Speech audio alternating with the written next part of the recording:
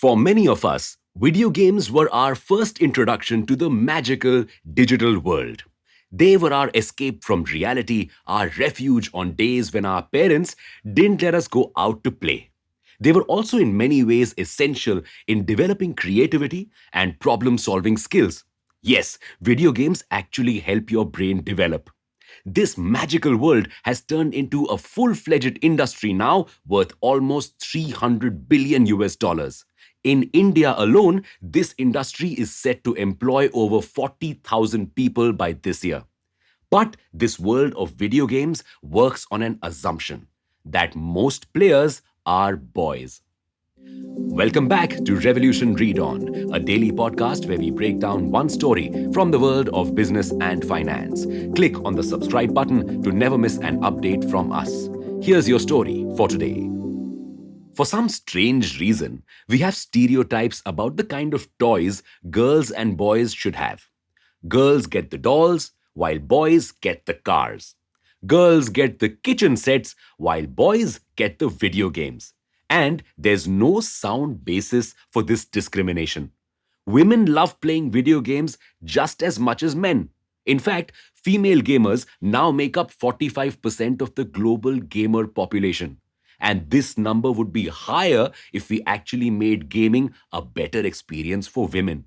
Over 77% of women gamers have claimed that they face harassment online while playing video games. Wondering what harassment? Well, 70% of these comments are about their skills. Also, a lot of women do not see themselves represented in video games. No, we are not saying this. Numbers are. Only 5% of online games have female leads. And when games do have female characters, they are scantily clad, caricatured versions of women. This further alienates women from gaming. What's more, in the world of gaming, women have wildly different motivations than men. Studies show that most women play games to get a sense of achievement or to engage socially with others, whereas most men play to cope with stress or to pass time. So, developers need to consider women while creating games or add aspects that women like to existing games. Okay, read on, we get it, but what's the point? Ignoring half of the world's population, a total addressable market of 75.8 billion US dollars is not a good idea for this budding industry. And companies know this. But their way of targeting women gamers seems to be ineffective. Companies have so far either created quote unquote girly versions of existing games designed for men, or worse, made consoles pink to attract women. So, what's the solution? Several organizations like Women in Games are actively working to reimagine the entire gaming industry so it can serve women better. And an Indian startup has also taken up this cause.